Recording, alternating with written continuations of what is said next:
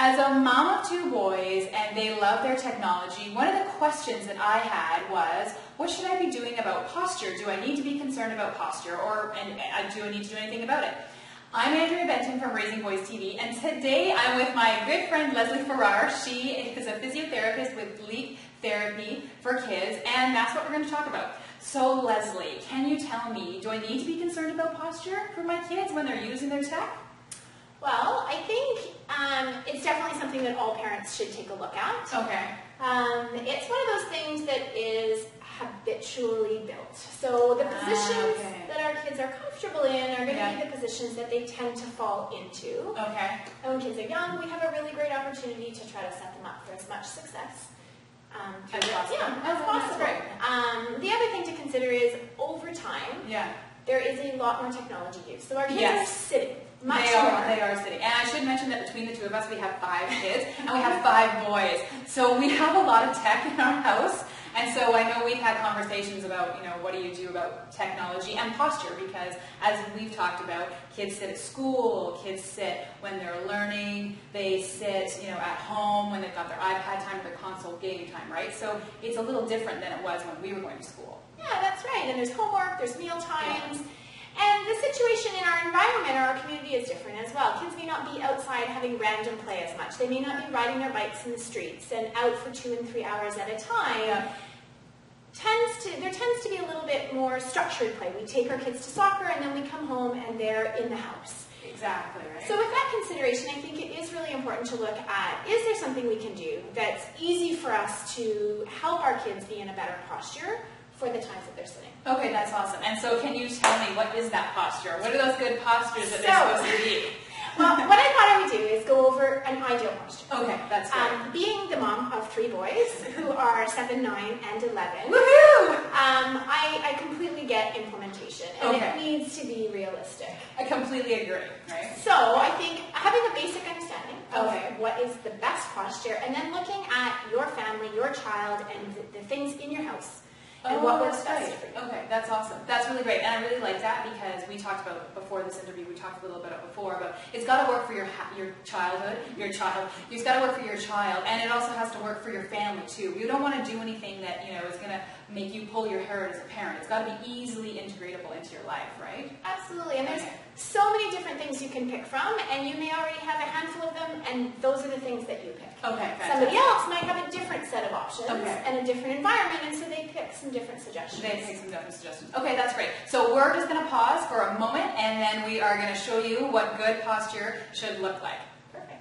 So I'm going to just review basic posture and what we're looking for ideal posture in our kids. Okay, that's great. Typically, maybe I'll start with non-ideal posture. Yes, well, because this is what we're going to see. So typically, we go from a position where we want to see our kids, but in actual fact, what we're seeing is a rounded back, a pelvis that's tipped under, and a chin that is forward. Ooh. Whether they're looking down or whether they're looking up, we're seeing a rounded back. Okay. Typically, what may happen is mom or dad will say, sit up straight. So kids do this. Which I've done I do all the time. So now we're working very hard to please somebody and try to look like we're sitting up straight. But we haven't fixed the basic problem, which starts right down at their hips. Okay. So, to get a child from this to this, there's a few simple strategies if you know what you're looking for. Okay, that's great. The most important thing actually is how the pelvis is sitting. So on a regular chair, children will slip forward. They'll slide down, and if their feet don't touch the ground, their legs pull them forward, and they're reaching for the ground. Okay, interesting. So you either give them a stool so they can push back on the chair, or you can put Dyson, a drawer liner, something sticky on the chair so that when they sit down, their bum doesn't slide under. Okay, that's fantastic. So the first thing is getting their hips back as far as you can on the chair. And the next thing is you want shoulders over hips. So if they're sitting forward, we need them with shoulders over hips. Okay. Something to look at is giving them some support, a rolled towel, so they can actually lean back on a chair that has a back. Okay. Or you can see I'm sitting on a therapy ball, which has some movement built into it. Okay. So if you're able to put them on something that is soft, here we actually have a sit cushion that you can put on the chair, and it would mimic this type of activity. Okay, all right, that's great. As soon as we have a little bit of movement in the pelvis, you're going to get much more active sitting. Okay. So the kids are going to be sitting upright because they're no longer able to just hang out. And that's what I really want in my kids, right? I want my kids to be active, sitting up. I don't want them to be like this, right? So really sit up. Okay, that's good. So anything we can do to create a more active sitting. Okay. We're going to get more muscle engagement. Yeah. We're going to get a child who is more alert. Okay. And more able to move their body quickly than a child who is here and now trying to reach for something. Now the shoulder is out of alignment. So active sitting, not only does it affect sort of your focus level, but it also affects your reaching and all of your muscles. Okay, that's fantastic. So essentially what we're looking for, we want feet under the knees, and actually possibly you'll notice even a little bit back. So the heels are either directly under or slightly back with good contact. Okay, that's great. 90 degrees here and 90 degrees here. Okay. From here up, we want the ears over the shoulders and the shoulders over the hips. Okay, that's great. If you've got a child who's doing this, which I'm pretty sure Parker actually does, my son. Lots of them will, depending on if they're looking up or looking down.